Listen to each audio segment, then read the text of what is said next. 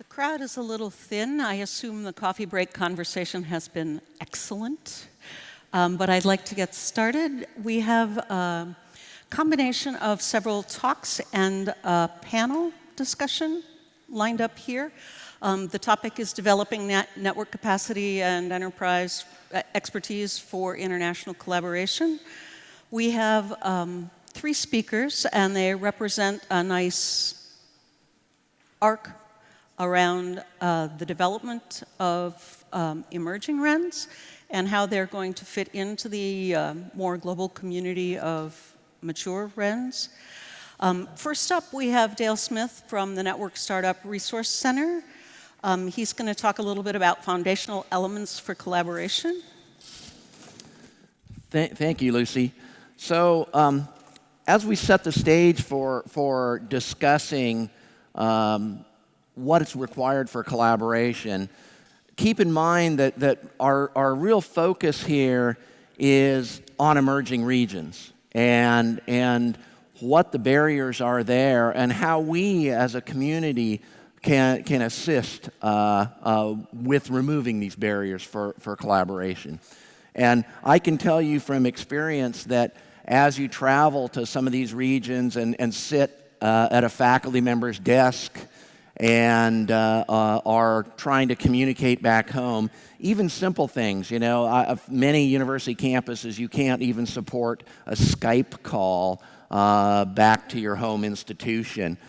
So collaboration is sometimes very challenging, and we're all working very hard to remove those barriers, and so off we go here. So as we think about global collaboration, what really is it going to take? And it's going to take many, many layers of infrastructure, and again, in emerging regions, this is really particularly challenging.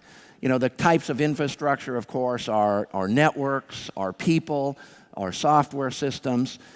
My piece of this talk is really going to focus on some very fundamental and foundational elements. And I'm really going to focus on 2 foundational elements.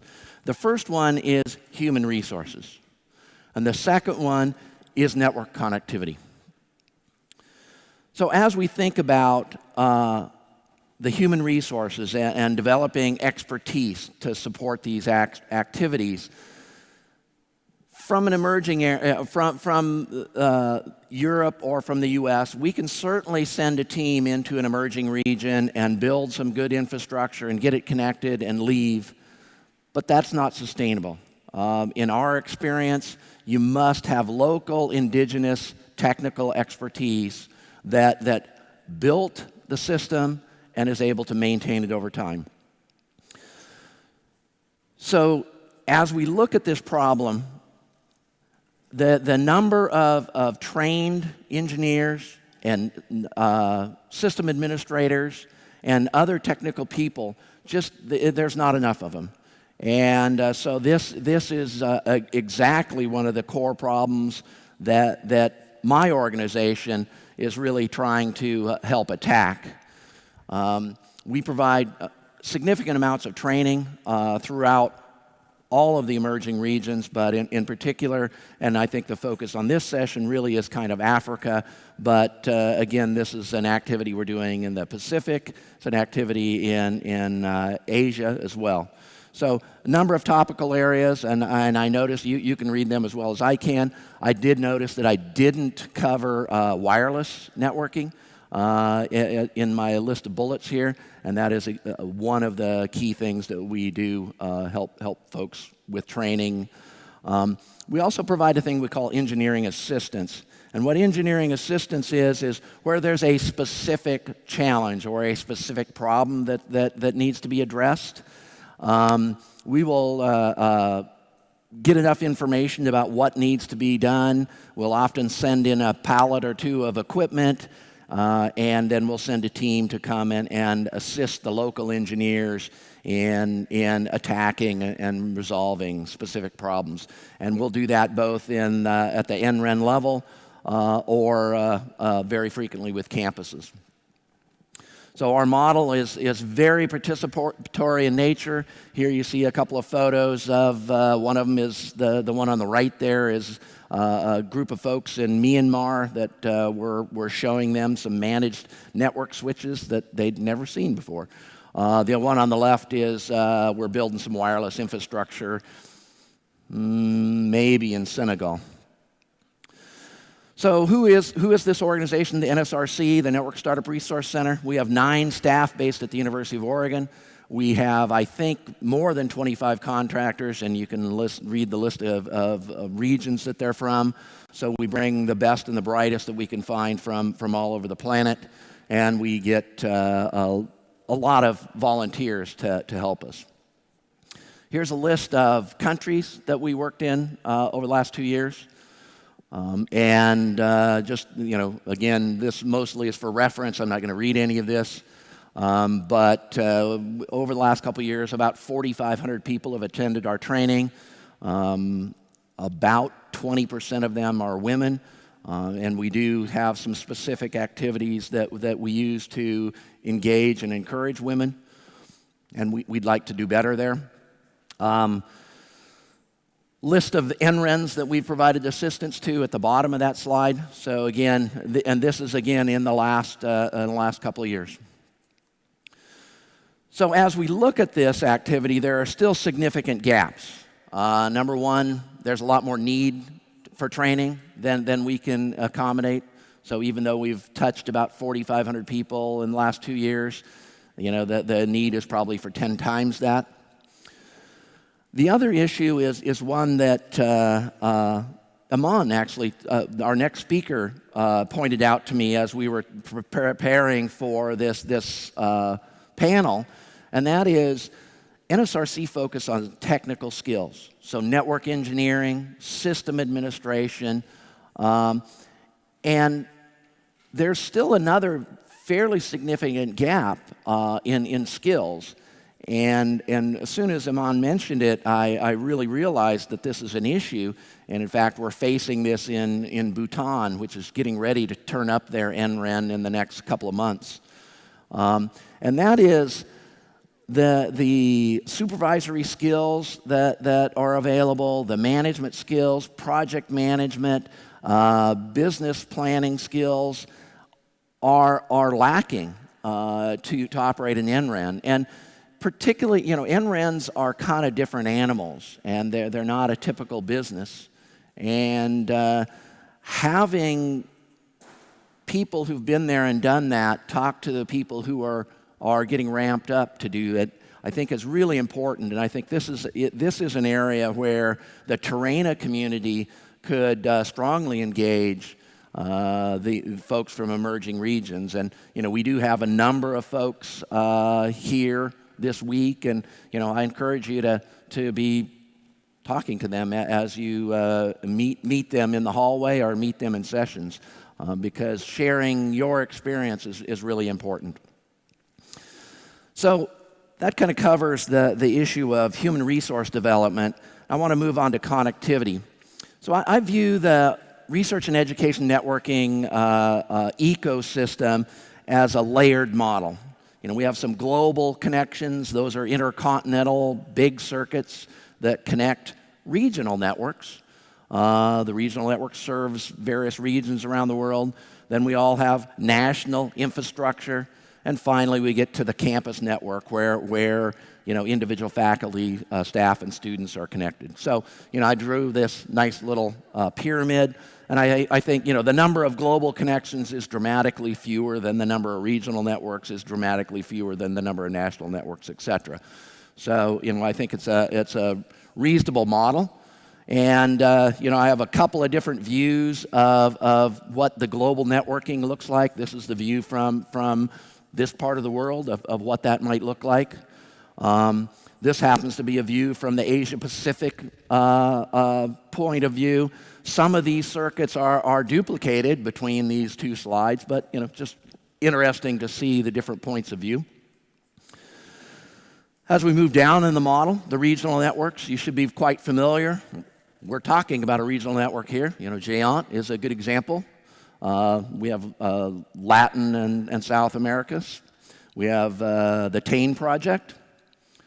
National networks ought to be very familiar to us. Many of you are from national networks. You know, I just grabbed a couple that are local here.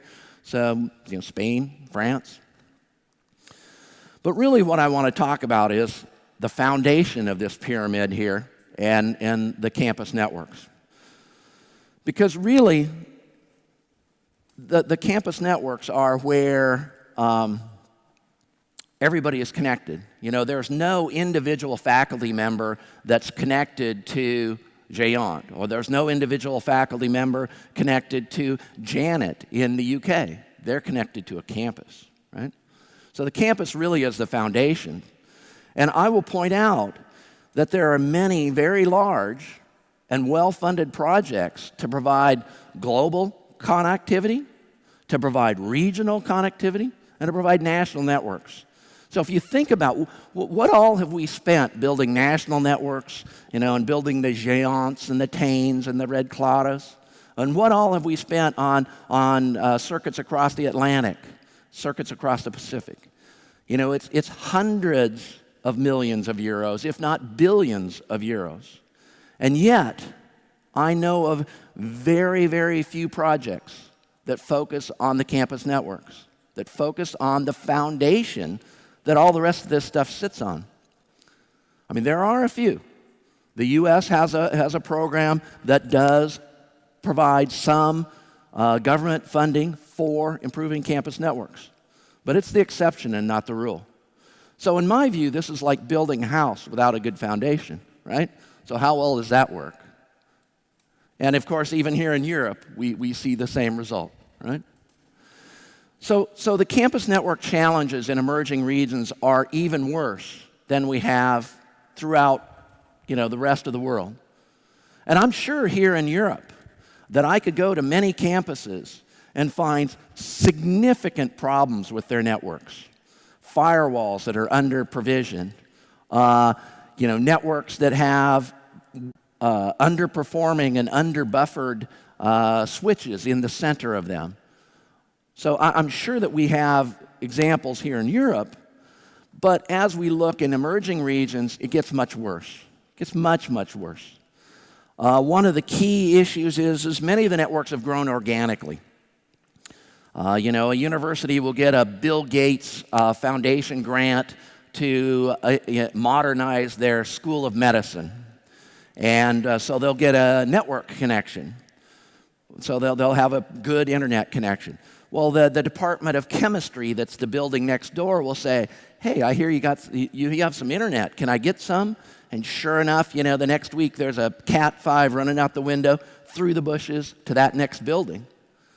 And the next week it's the building after that. So they've grown organically, so they're not well structured. There never was really an organized plan to put it all together. Now, if you take a network like that and connect it with a VSAT connection that's 512 kilobits, it probably doesn't matter. But if we spend, you know, $5 million to build a national research and education network and deliver a gigabit to that network, how well is it going to perform? It's not. You know, the person at the end of that daisy-chained Cat 5 is still going to see the same performance as when it was VSAT. And Skype will still not work, right? So this is a big problem. Many of these networks make heavy use of NAT. Now, again, most of us in Europe and in the US don't use NAT because we have IPv4 resources. Throughout much of the emerging world, the campuses have not even applied for IP address allocations, and you know that even if you applied today, you can't get enough IP addresses to natively address everything. On the good side is AFRINIC, the African registry does still have addresses available, but everybody else is pretty much done. And then the final issue is, since these regions are very under-resourced, people buy the least expensive equipment possible. It's unmanaged network equipment. It's impossible to even know what your network is doing, much less do any kind of tuning. So these are the kind of problems that these networks face. And again, balance that against that every researcher, every student, every faculty member is connected to a campus network. And if the campus networks are bad, you know, then you get this effect, right?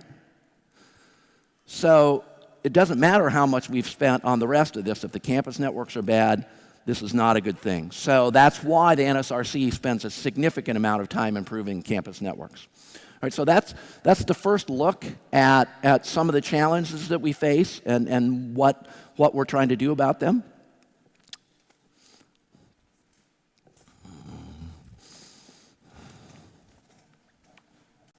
Thank you, Dale. I'd like to introduce Imam Abu Maleh. She is from the Sudan and has participated in the beginnings of the Sudanese, as well as the UbuntuNet Alliance. Okay. Thank you. Thank you very much. Good afternoon. My presentation is Sudanese Research and Education Network Challenges and Opportunities. But I would like to start telling you the story of my country, Sudan, before introducing the RN of Sudan. It has an area of 1,861,000 square kilometers, and it is located here. It is located at the location of the heart of Africa. I like this story. I like to tell people this story. It's a beating heart of Africa. Why? Because it is rich. It's one of the richest countries in terms of minerals, human resources, agriculture, and water. Many of you, I know, don't know that we have a civilization of 3,000 years. Is it so close?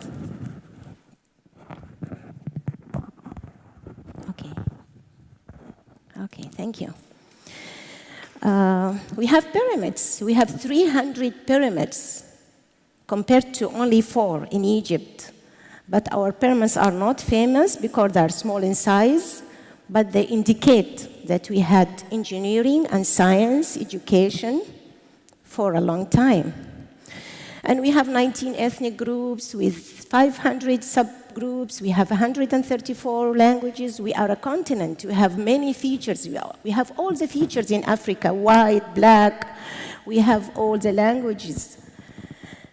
For higher education, started in 1902. University of Khartoum is one of the oldest in Africa. And now we have a total of 100 higher education institutions, more than 800,000 students, and about 13,000 staff members. And I love this photo. It's Zalinje University. It's located in Darfur. When you know about Sudan, you know about Darfur and war in Darfur. You don't know that there is a big university connected to the internet and having fiber. It's called, we have 3 universities in Darfur, actually.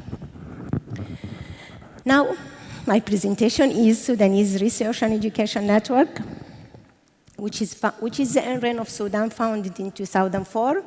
I'll tell you the story. Started in 2004. It was a project. It was a library project. It was called Sudanese Universities Virtual Library, and connectivity was only a tool. They connected 30 universities, only government universities, together to have access to information to the virtual library.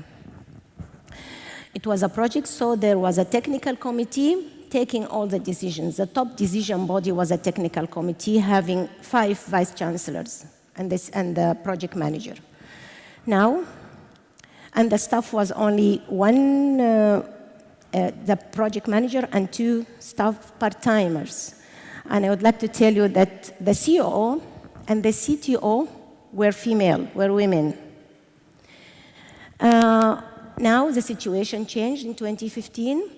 We have a non-profit organization registered with recognition from the Ministry of Higher Education, We have a board of directors, we have an executive committee and a staff of 16 engineers with the COO, and the staff is having 60% women.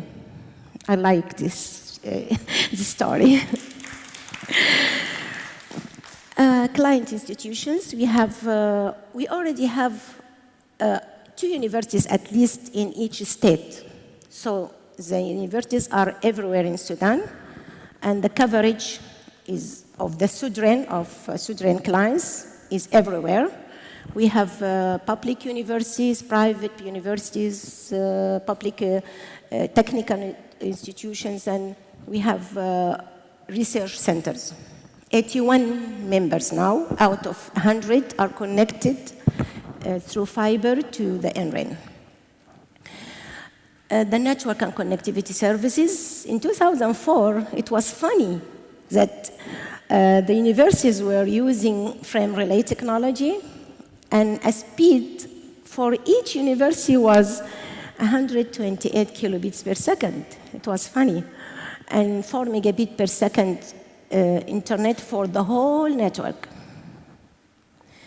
And now we have optical fiber fully connecting the universities, and we have 3 STM1, and it is increasing. Maybe in 2016 will be STM4. In 2004, there was 1 operator providing the service. Now we have 2 operators.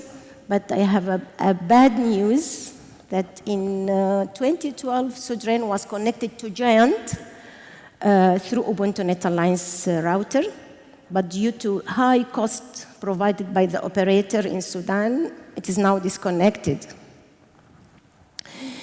Other services started as a virtual library, as I told you. In addition to having internet, it started as a virtual library in 2004. Now it has a video conference, the virtual library is still existing, e-science project, research index, and training and capacity building programs. Unfortunately also, the e-science project and the research index are freezed due to high cost of the project. Funding. It was a project under the umbrella of the Ministry of Higher Education. It was governmental, fully funded. So when the Ministry of Higher Education decided in 2009 to stop it, not to fund it, it was about to disappear. But the Council of Rectors saved it. Now it is operational. It's an NGO registered under the umbrella of the Sudanese the Association of Sudanese Universities. It has a business plan. It doesn't depend on funding of the government. It has project pricing document and financial auditing, and it will be sustainable. Now, we have challenges, we have opportunities, and we have lessons learned. The challenges are, I have to put this.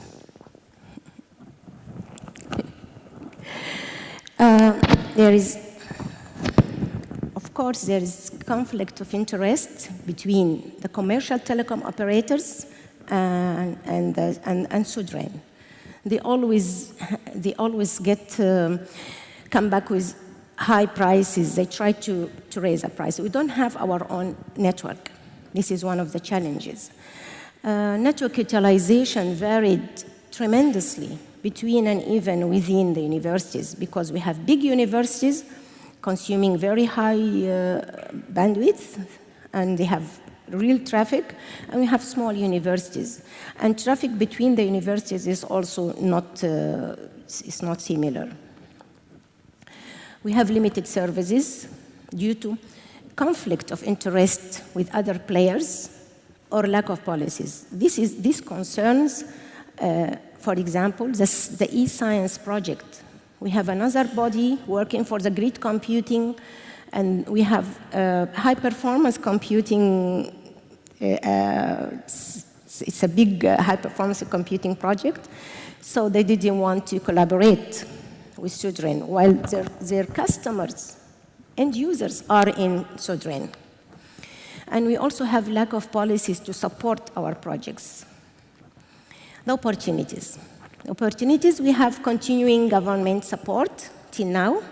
The main support comes from the regulator. This makes us happy because if you get support from the government, then you will get things go smoothly. And the national fiber connects all states in Sudan, reaching borders. This is an opportunity for the regional network. We can connect to Ethiopia, to Eritrea, to Chad, to Egypt, to South Sudan, and now we don't have borders with Kenya and Uganda. Big institutions have high utilization, there is great growth and demand, and this makes us happy because they consume the bandwidth of Sudan. Sudan has a very well-trained full-time staff. I'm proud of them. This is thanks to Africa Connect project and SRC and other partners, because there are many partners worked with Africa Connect project during the past 4 years. It has a good reputation among the higher education institutions. This is an opportunity to have more institutions joining the network. The opportunity of being an active member of Ubuntu Net Alliance. I'm proud of this because Ubuntu Net Alliance is the giant of Africa, and Sudan learned a lot. I'll tell you this story later. Lessons learned. To be established, an NREN needs a dedicated leader. We need a hero, we need a champion. He should or she should start this and work with dedication. We need support of vice chancellors, a good governance model, and recognition by the government to be established. But to be sustainable, we need other issues. And NREN needs to prepare a good business plan, to establish a good human resources manual, because I have a problem with staff retention, and we need training of staff and giving them, paying good for them to be, for the retention. To extend its efforts to the institutions, training should be, this is collaboration to reach other institutions and to help them. Participate in policy making at the top level of the country. This makes it easier for the NREN to do its business and to have its policies, recognition of its policies. Collaborate with developed NRENs in the region and internationally. And the three bullets, the last three bullets are collaboration. The third one is collaboration inside the country, inside the NREN. The second is at the level of the government and policymakers, collaboration. And the third is internationally and regionally. Now the conclusion is collaboration, collaboration, collaboration, nationally, regionally, and globally. Thanks for listening.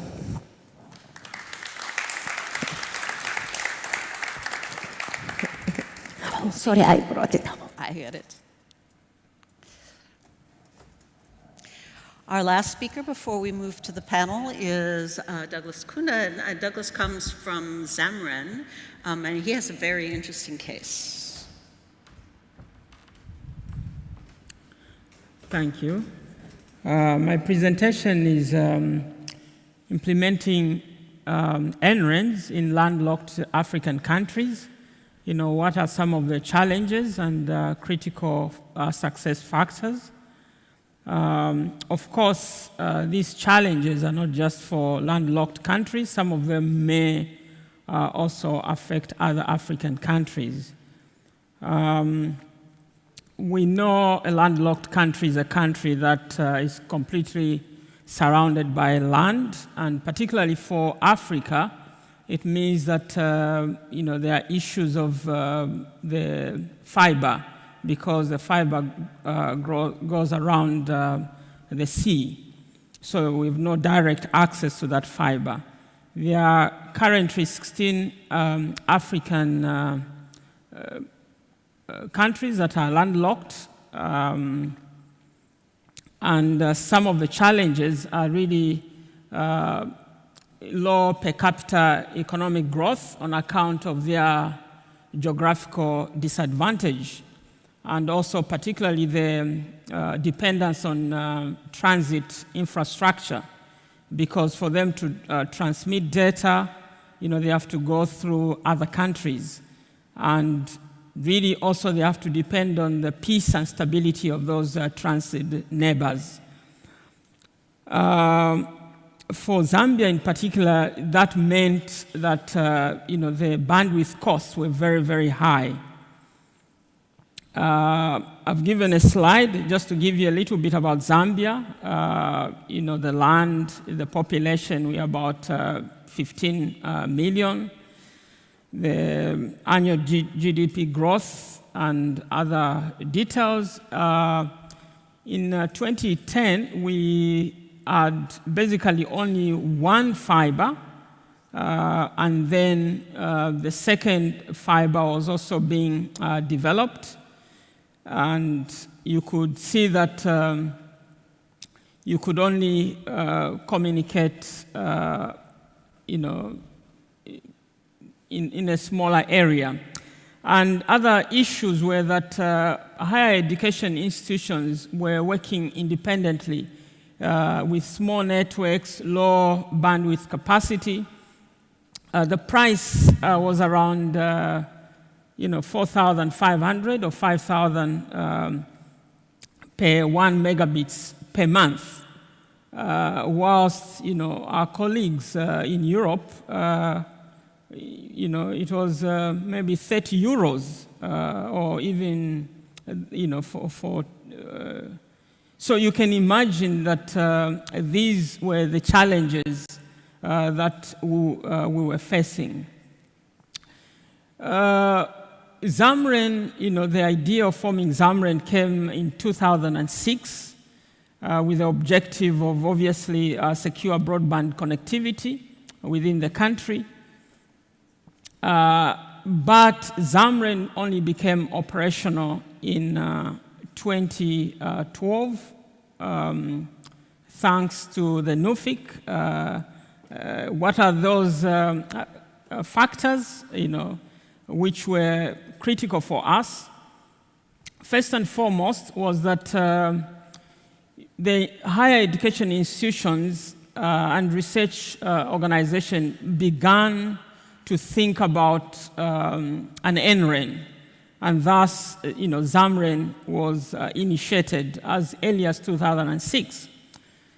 But there were certain critical issues. For example, the issues of finance was an issue, and what was decided to help was basically, first of all, 3 universities came together to put up some money, some seed funding, and also appointed a CEO, and also proceeded to request for support from NUFIC, that is the Dutch government, and received that support, which was like a catalyst.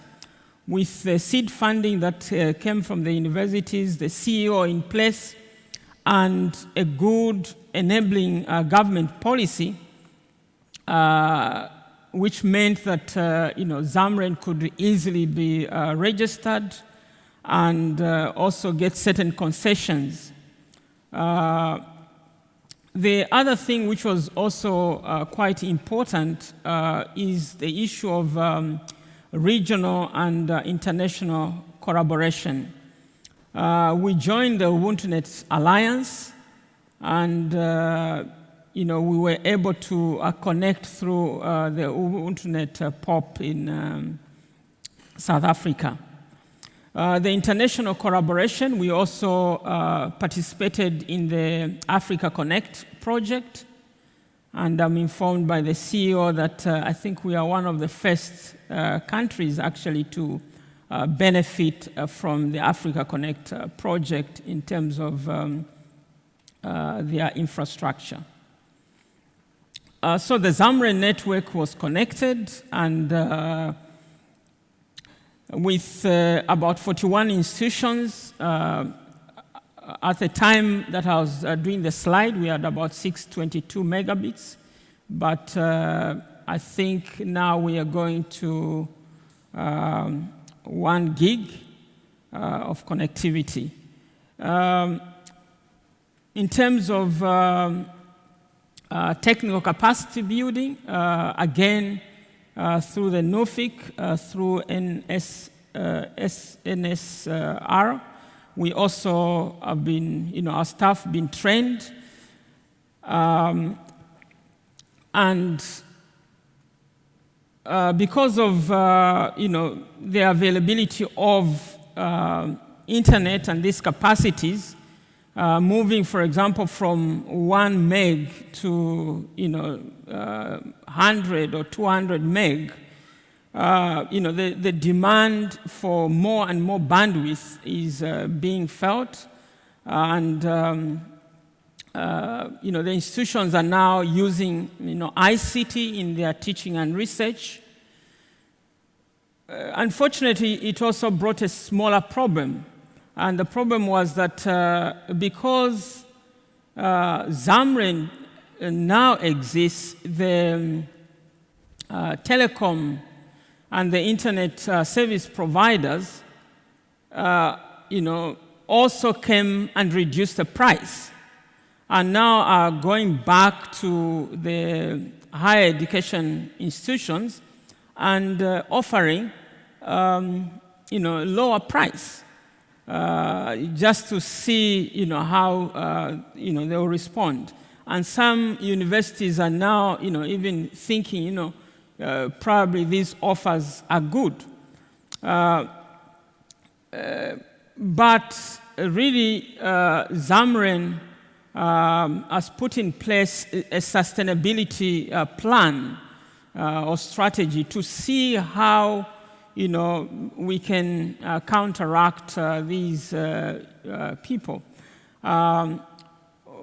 Thanks to Africa Connect project, the prices, is coming down further. But also, Zamren is providing value-added services which cannot be given by these ISPs. For example, EduRoam, it's been found to be very useful by universities. The membership started with 3 when Zamren started in 2012. Now we have 41 institutions, meaning that is part and parcel of that sustainability. From the governance structure, there's a governance structure for Zamren to ensure sustainability. And also local and international collaboration, like Iman was saying, is quite been helpful. We have the Powerline company that provides, that has a fiber on their power lines. And Zamren has entered into an MOU with them to use that fiber for free, and that has helped in terms of ensuring that the prices are down.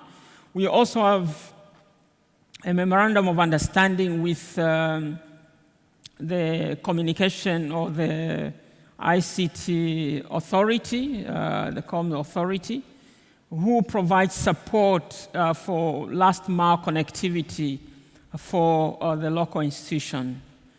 Like I said, we also are members of the Ubuntu Alliance and Africa Connect, and all these have been helpful. What are some of the lessons that we have learned that maybe other NRENs could use to have NRENs started in their countries? One is that there is need for good national ICT policy to ensure that there is a level playing field in terms of ICT.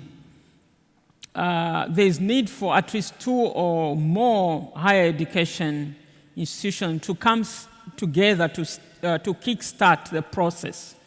And obviously, the issues of part-time CEOs doesn't work. You need, this process to kickstart. You need to come together and have someone to run the show. Obviously, there is need for funding. Like in our case, the 3 universities put some money, and then the Dutch government also put in money, and that was like a catalyst to help us to start. You need some sort of small seed funding for supporting the staff, as well as the basic equipment that you need to connect. You also need to think ahead in terms of sustainability, because once you start, what will happen is that normally NRENs are game changers. The moment you connect the institutions at a lower price, others are also going to reduce the prices. So you need to think of sustainability. Another lesson that we have learned is that actually NRENs opens doors for collaboration. Collaboration within the country, and we have already started to see it, but also collaboration with outside. And this is why I'm here, to try and collaborate, all because of Zamren. Thank you.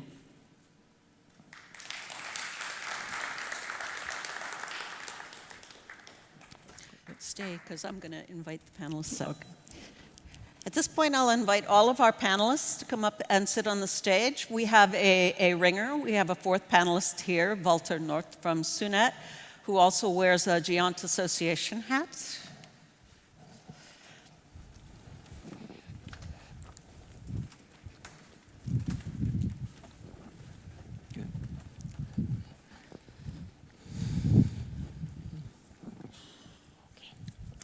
I have a couple of questions that I've crafted up for the panel, and then I'm going to have a couple of questions for the audience, and then I hope you have questions for our panelists as well.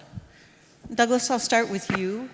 Given some of the issues you raised in your presentation, can you tell us a bit about how your institutions make decisions about network provisioning for researchers, but also for the campus in general? Okay. I'll speak about it from the 2 sides. First of all, from Zamren, and then I'll go down to the institutional level. From Zamren, the decisions are basically, one, the easy of connectivity of those institutions. For example, some institutions are quite closer to the fiber, and therefore it's quite easy to connect them and provide that. We also use what is called a maturity level assessment. We assess the maturity of that institution so that we are able to connect. So from Zamren's point of view, we look at it from that angle. Obviously, the institutions themselves would demand for connectivity, and their capacity to pay also comes into the picture. From the institution's point of view, from a university point of view, it's basically the demand by the faculties.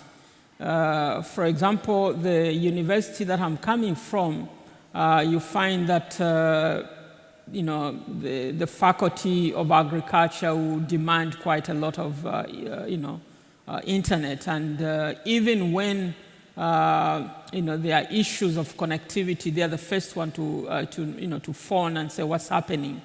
Then the second is the library. The library also are quite they demand. So you have to to balance, how you, provide, these institutions. Of course, students also would like to, have that internet. Thank you.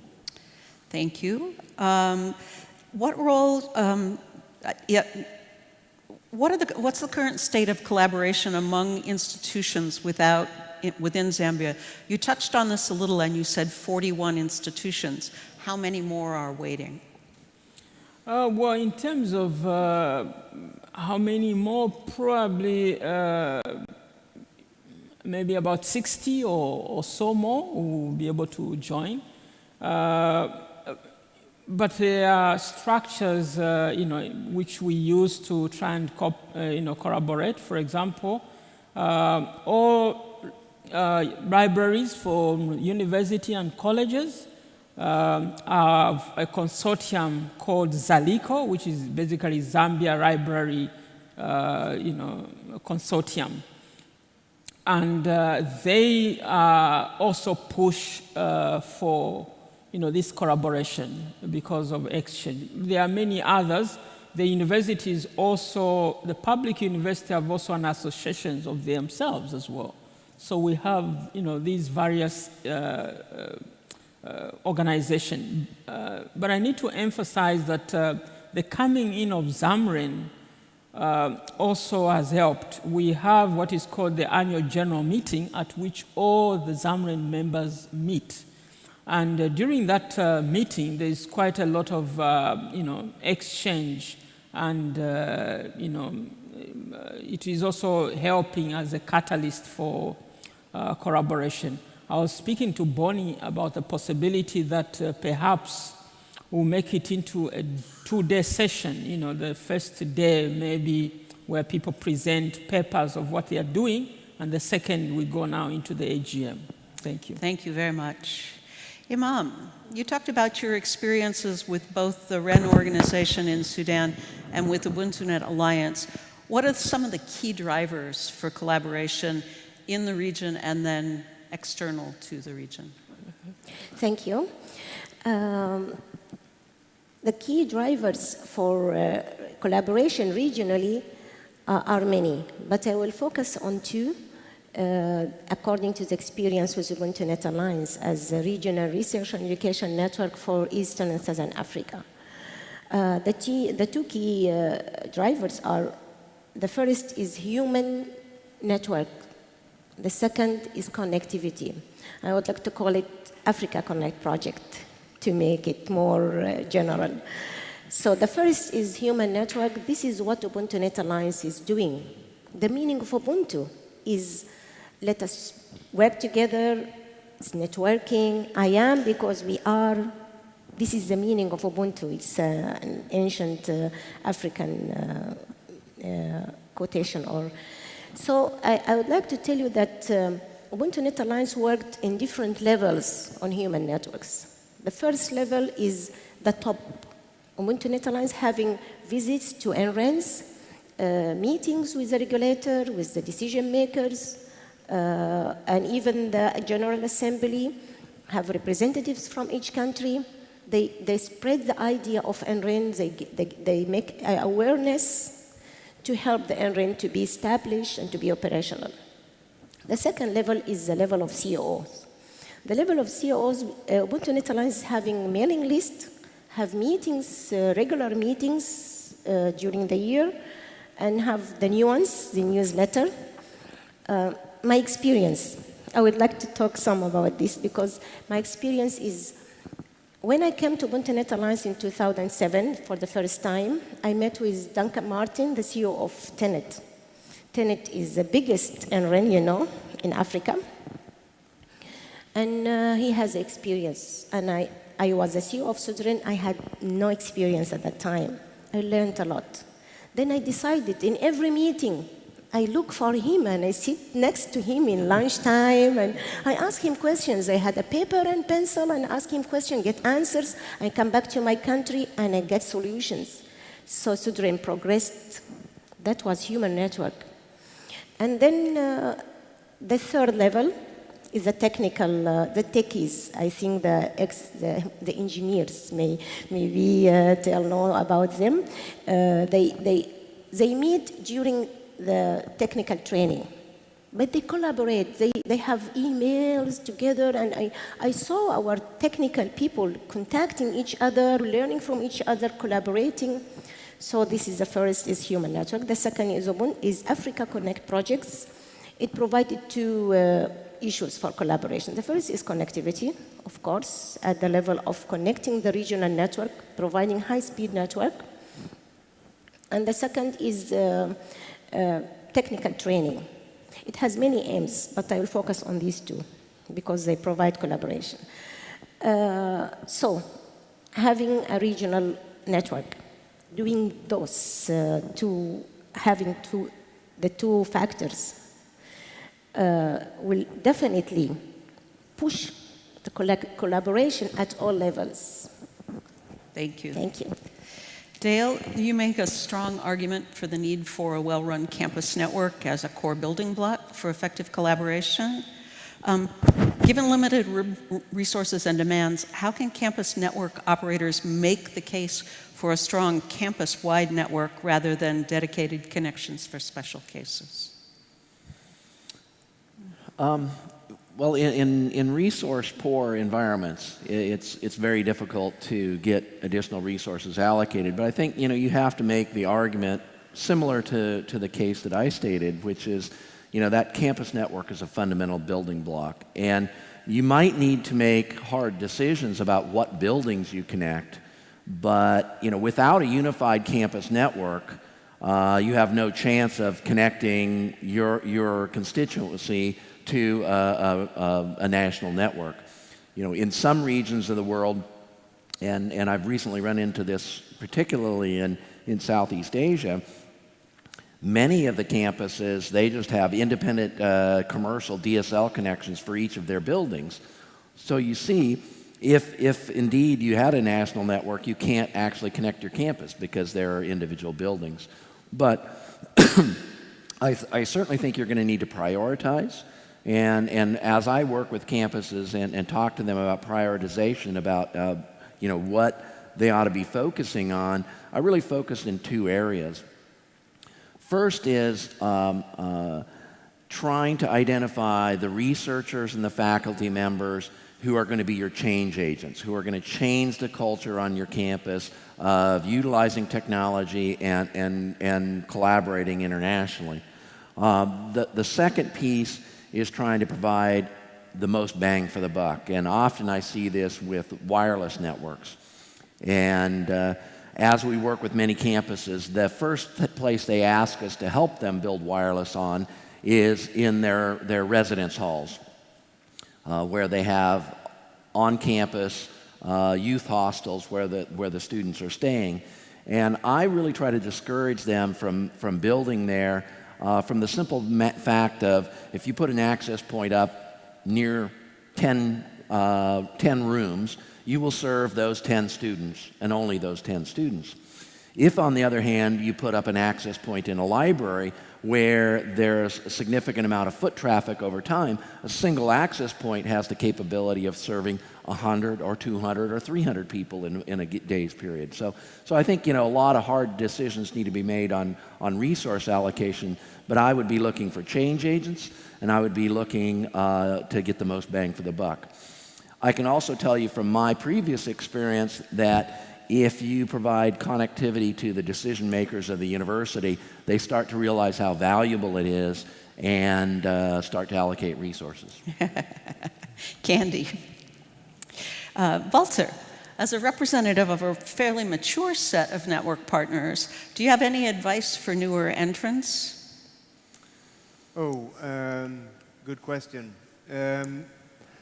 What I have seen over the years, or sort of when NRENs are growing, the first thing that we normally focus on is ISP connectivity, is getting the universities connected.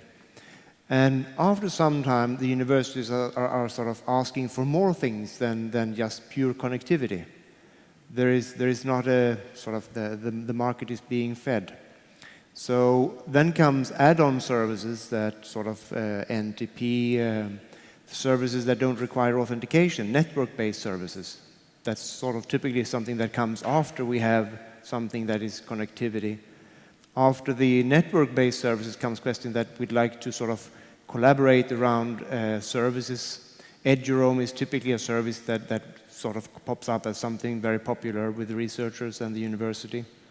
And that goes into identity federations. There needs to be a way of identifying the users, both in Eduroam and other identity federations. And that also leads to sort of the last stage.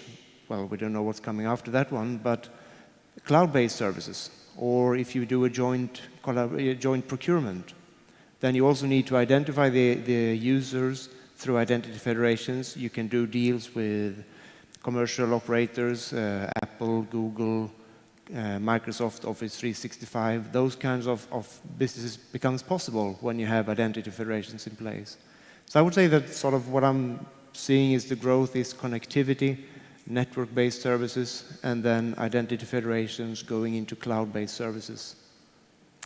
So given that arc of development, how can the GEONT community of users who come from the very high end of that arc help and support emerging entrants in the research communities who are perhaps more at the beginning of that arc in the connectivity and network services area?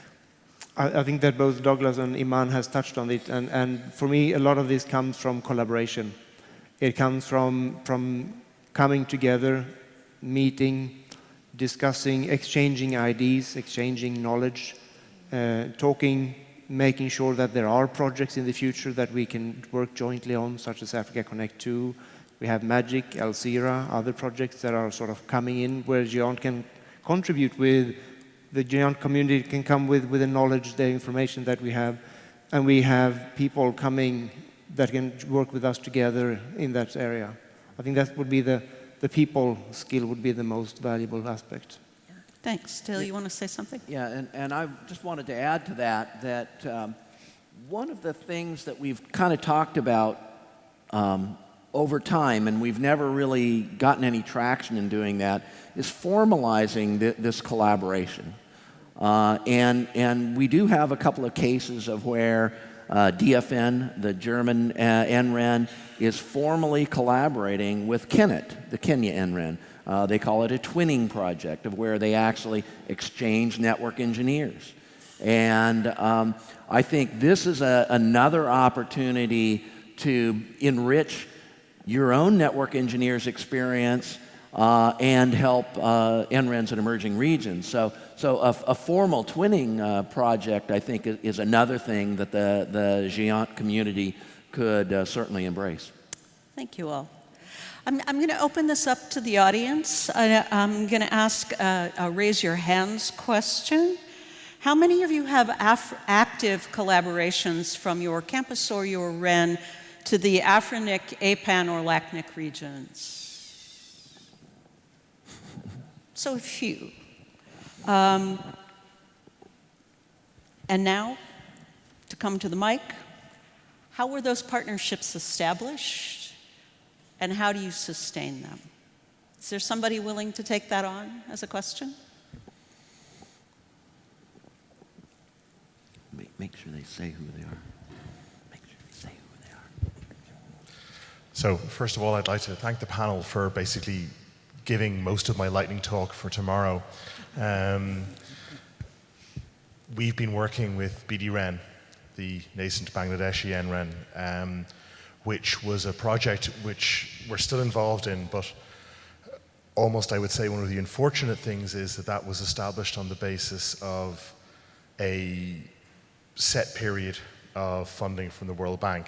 Now that's very, very good in a lot of ways, but it also means that we have come almost to the end of that period now, and we've had to make the decision that after July of this year we won't be able to go any further with it because of our own issues with resources on a formal basis.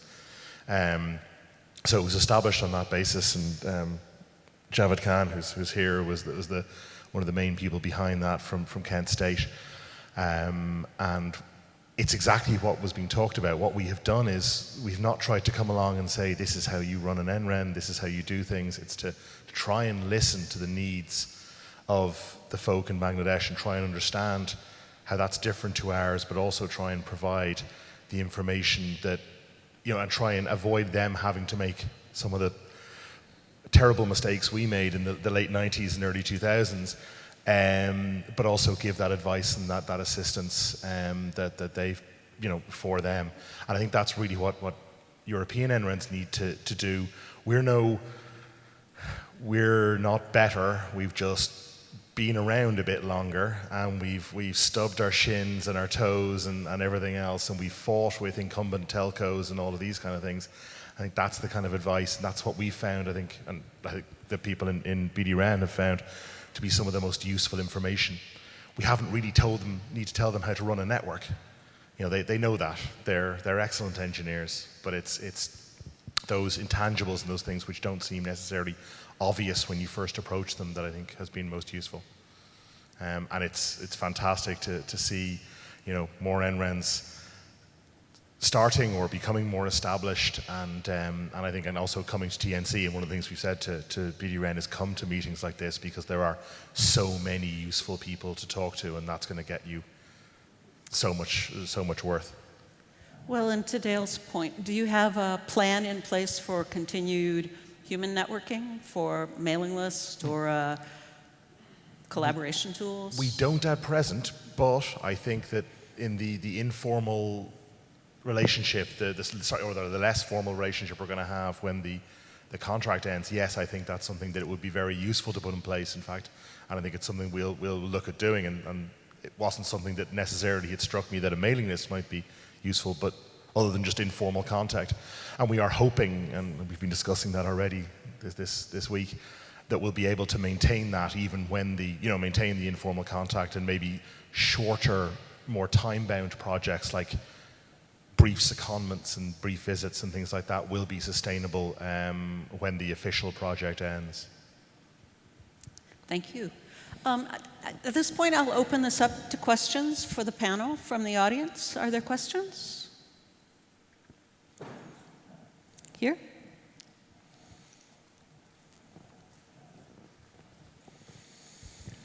Yes, I have Abubakar Wakren. I have a question for Dale. You spoke about, the importance of campus networks, as fundamental building blocks, of, NRANs and regional networks in general, or global networks. People tend to emphasize, a lot on, the national networks, as you say, the regional networks. But do you have, I know that it depends on the countries, on the environment, on the size of countries and infrastructure. But from your experience, do you have, an idea of the difference in terms of magnitude, order of magnitude of investment, for campus network, for national network, or for regional networks? Because I'm sure that, the investment for the campus network is quite important if you aggregate at the national level. But do you have, kind of idea of order of magnitude? So, I really have never thought about what kind, if we were going to make a global investment in campus networks, what would the bill for that be? I've not done that math even roughly. I would presume that the kind of investments would total the rest of the investments that are made on the national, the regional, and the global network fabric. So I would kind of assume that it's going to be on the same order of magnitude. The good news is that campuses are incented to make some of those investments just for their own need. As their faculty and their students demand access to ICT and to the internet, they are forced to make some of those investments. However, as you well know, in some resource-constrained environments, where vice chancellors are making decisions about whether to repair the roofs of a building because it's leaking badly, or whether to install some fiber optic cable, typically some of the more fundamental investments will need to be favored. Also, I've seen a pattern in some regions where people tend to invest on flashy things that really don't produce value, and trying to rein those folks in and get them to make basic infrastructure investments is sometimes difficult. But you know that I've been talking about campus networks for at least a dozen years, because you've had to listen to me talk about campus networks for a dozen years.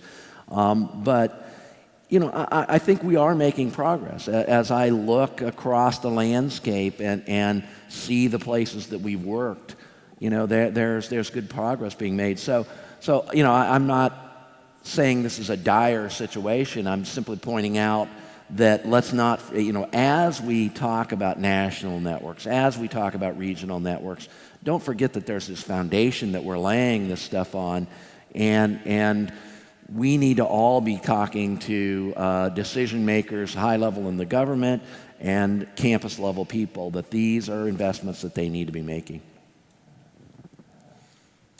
We have a question over here.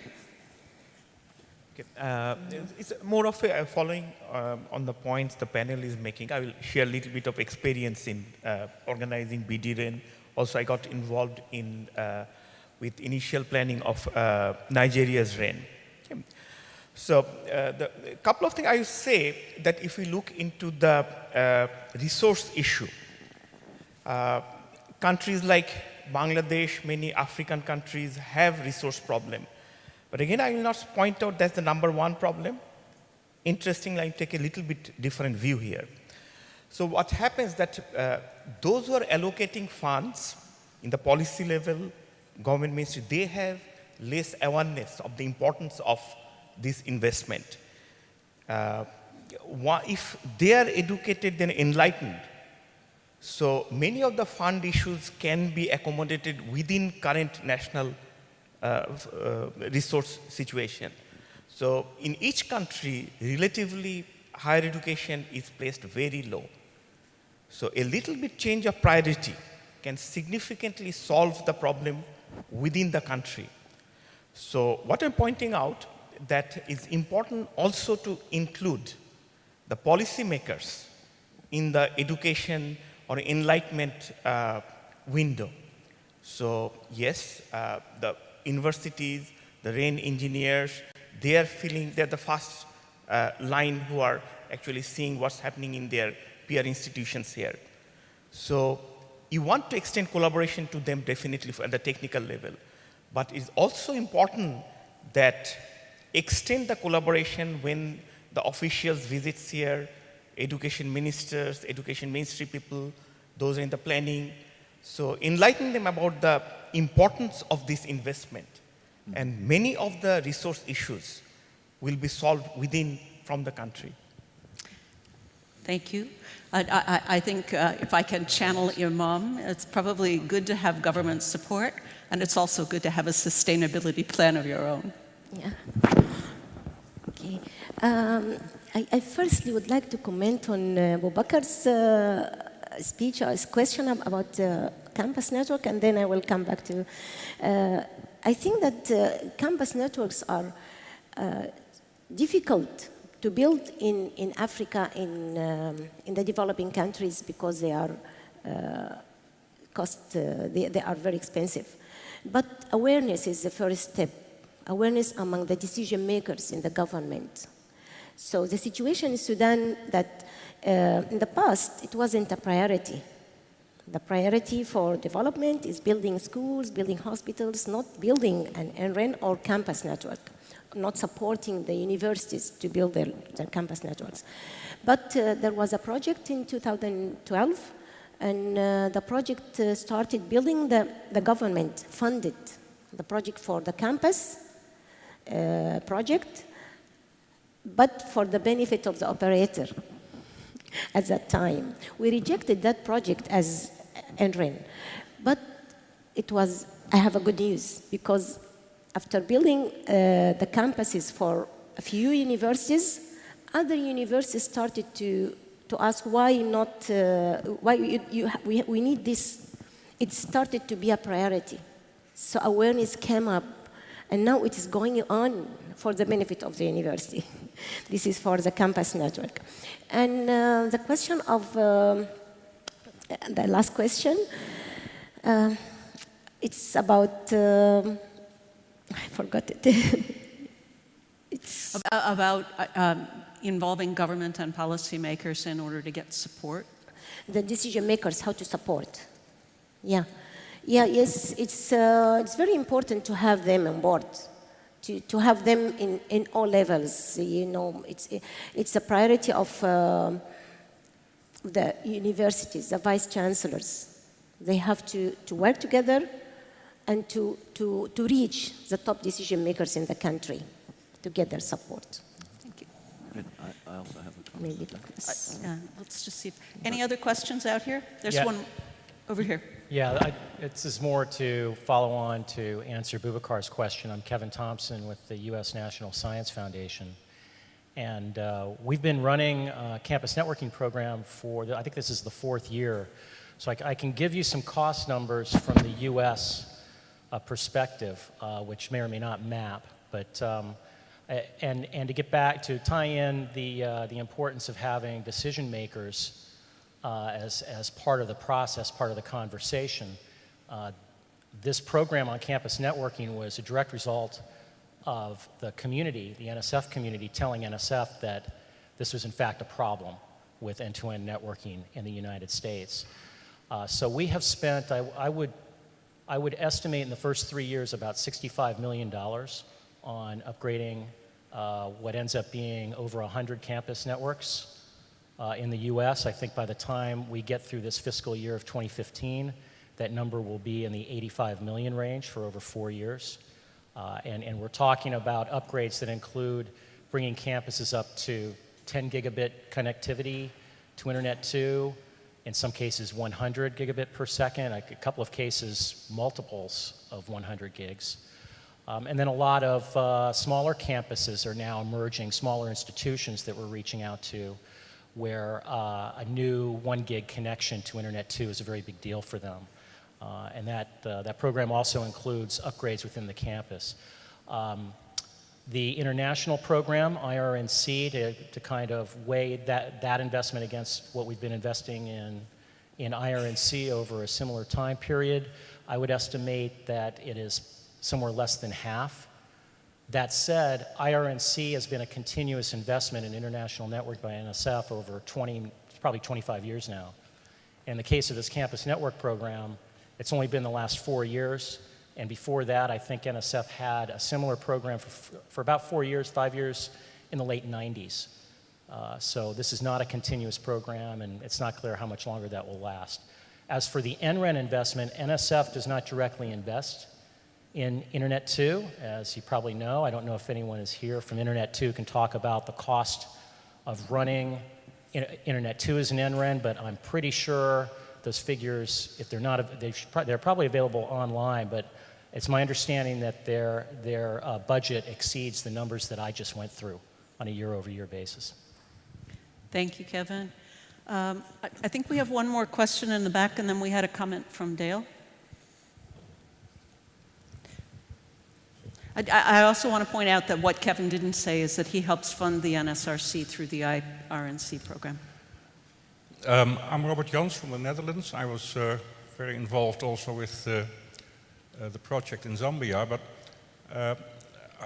I have a comment, or maybe I would like a comment on what happens when you come to universities in Africa, but in Central Asia where I work, the same happens, and you walk around there, then you see these classrooms that have been installed and they're hardly being used. That happens very often. And even though they have the connectivity, so that there's more necessary, I fully agree with you that the campus network is the basis of the whole pyramid.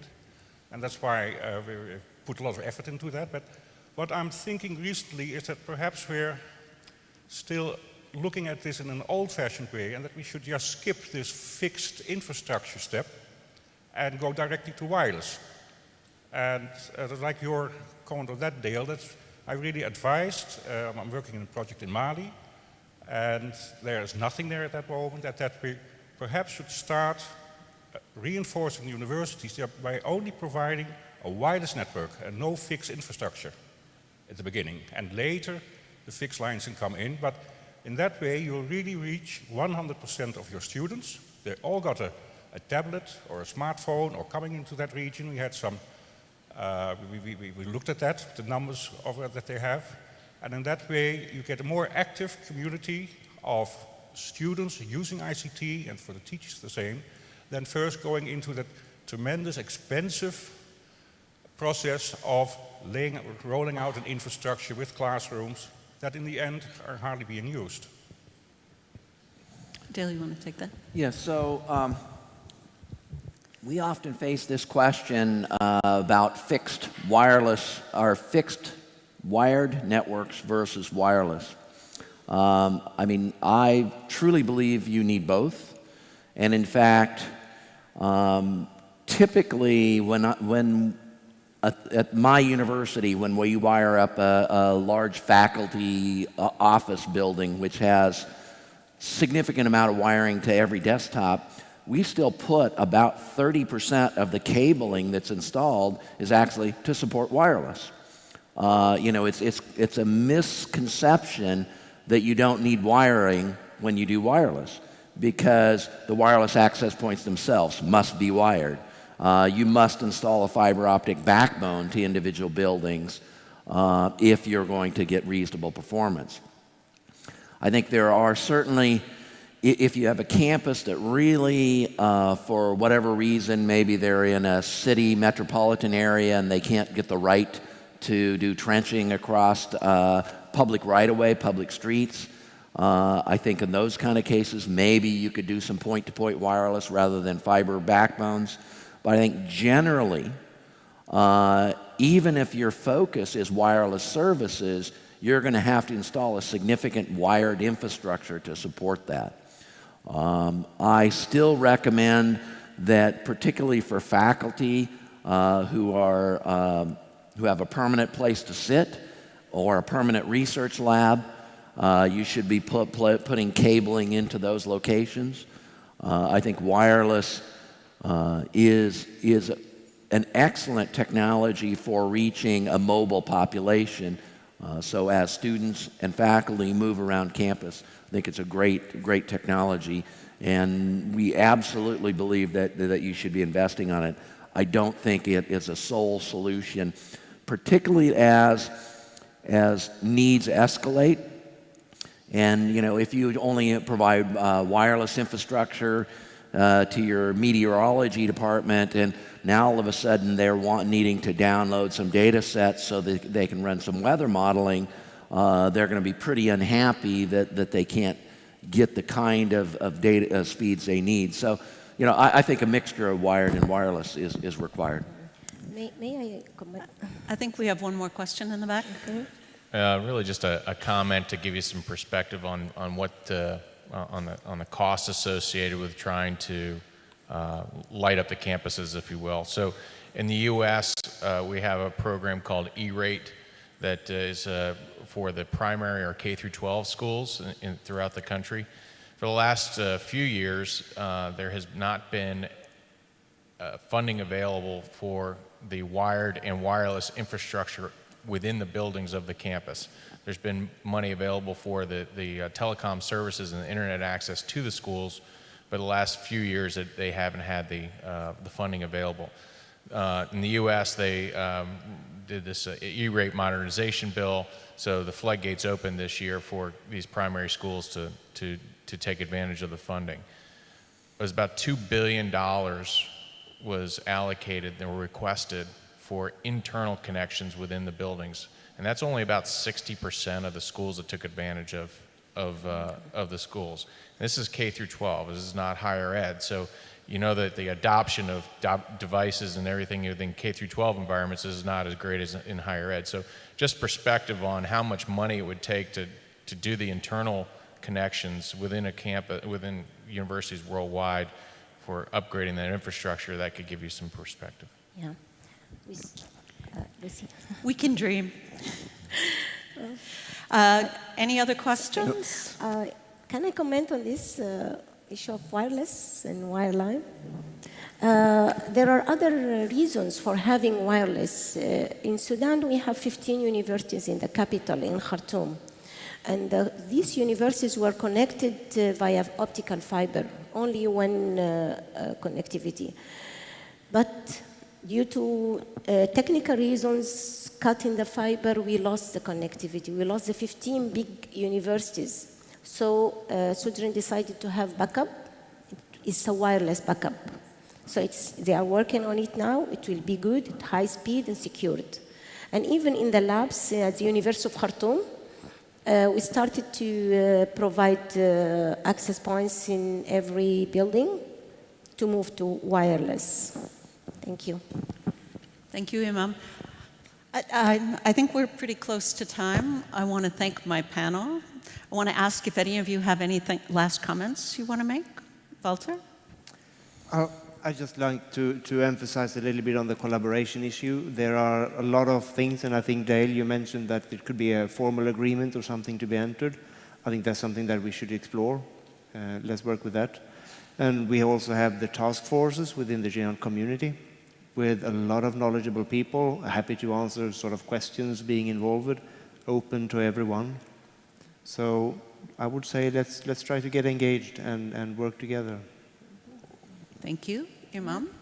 Thank you very much. I'm optimistic. I'm always optimistic. And I have great hope that collaboration will go on. It will be by inertia. We'll not plan for it. Because, for example, this conference is great. I learned a lot. I know that many of us learned a lot. And we'll go back to our countries to do a lot for collaboration. And I have great hope to have collaboration with GIANT to pull the African countries to be at the level required. Thank you.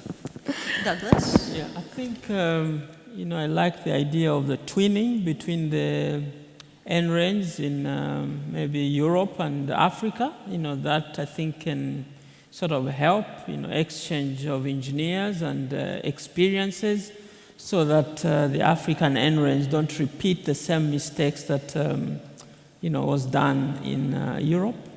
But I also want to speak to our own African countries that we need to do more to convince our vice chancellors of these universities and the ministers to put in more money in ICT. And I think that was our experience in Zambia, that the vice chancellors from 3 universities were sort of coming from the background, where they were using a lot of ICT. So they themselves were interested in the ICT, and therefore they were able to push for Zamren to be established as quickly as possible. So we can use our vice chancellors to push for that. Thank you. Thank you. Dale? Yeah, I think my parting thought is on the collaboration side of things, and in my view, the most important network we're building is the human network. The value of the collaborations far outweigh anything else we're doing, and the technology is going to change over time.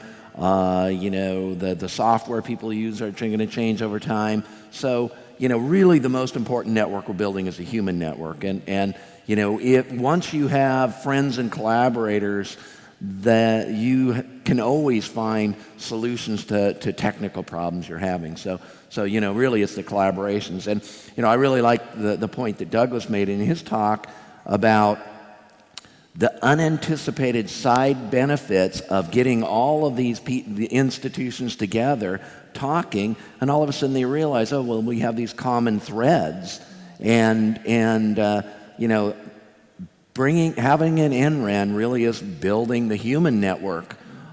Yes, we believe we can provide cheaper bandwidth, but if the only value the members see is cheaper bandwidth, then they're going to go, as soon as the internet service provider gives them an offer for cheaper bandwidth, they're gone. They have to see these additional benefits. Thus, you know, the extraordinary importance of the human network is really the key. I want to thank all of you for coming.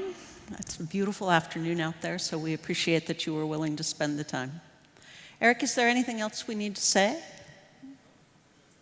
I think we're good. Thank you all.